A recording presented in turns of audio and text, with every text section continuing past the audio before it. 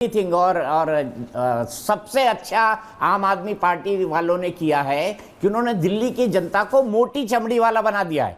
किसी भी चीज का सांस लेने के लिए हवा नहीं है, पीने के लिए साफ पानी नहीं है। यमुना नदी, हमारी यमुना मैया, वहां पर डुबकी लगाने जाओ तो कई तरह के रोग हो रहे हैं। तो मैं सिर्फ एक सवाल जानना चाहता हूं, छठ का पर्व शुरू हो गया है राजेश भाई, आप ये बताइए कि आप किस घाट पर जाएंगे, अर्घ्य देंगे, या आपका परिवार का दिल्ली के किस घाट पे जाएगा, इसका मुझे जवाब देते जाइए। मैं आपको आम आदमी की पार्टी का प्रतिनिधि किस घाट पर जाएगा? निकलती है दीपक भाई, सुनो मैं बता रहा हूँ, मैं प्रेमबाड़ी पुल के ऊपर पूरी मुराक नहर का जो एंड होता है वो मेरी विधानसभा में होता है। मैं वहीं पर छठ देने पे अर्घ देने के लिए जाऊंगा।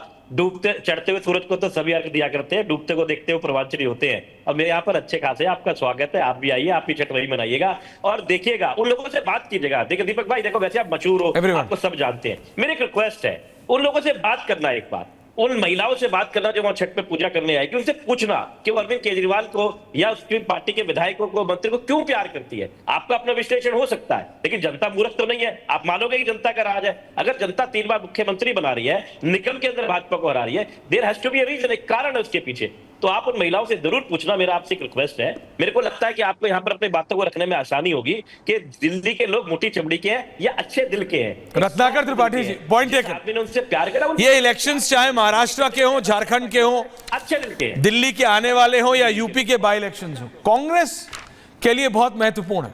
हरियाणा में हार कांग्रेस की has not gone well, internally भी और परसेप्शन वाइज भी, ये आप भी मानेंगे सर। मैं आपका इस पे एंडिंग कमेंट्स चाहता हूं, ये कांग्रेस के लिए सबसे ज्यादा महत्वपूर्ण है।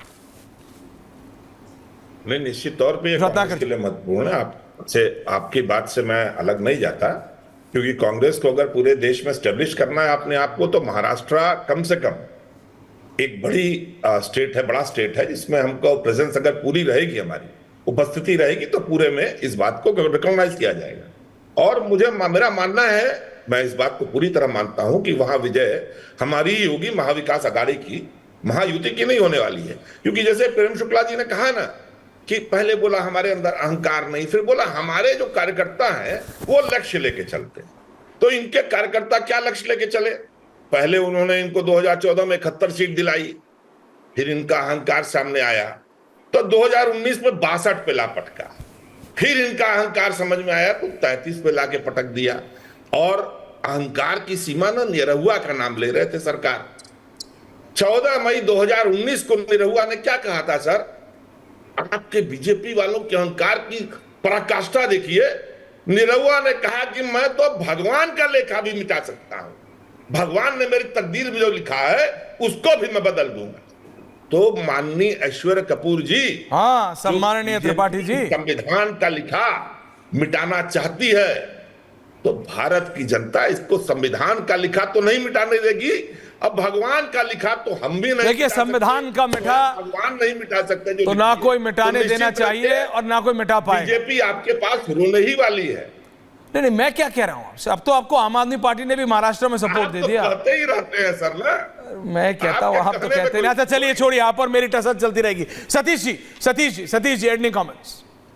सतीश जी एंडिंग कमेंट्स, लोग ज्यादा एंडिंग कमेंट्स, बातचीत बाद। देखिए मैं अब इस चुनावों पर आके देश की राजनीति इतनी ज्यादा टिका दी गई है सर, जीतना है छल से, प्रपंच से, गठबंधन करो, कौन किसका दोस्त कौन किसका दुश्मन, ये मैं मानता हूं, इधर कल उधर, ये देश के भविष्य के लिए ठीक नहीं है। बहुत खराब चल रहा है, बहुत खराब, और आगे और खराब होगा।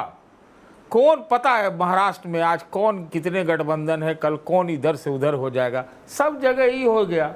तो अब राजनीति तो स्वस्थ रही नहीं, बहुत बुरी स्थिति, स्वस्थ नहीं रही। दीपक दादा, पानी से भी खराब है। दीपक दादा, दिल्ली के पानी से भी खराब, दैट्स द कंपैरिजन। दीपक दादा एंडिंग कमेंट्स।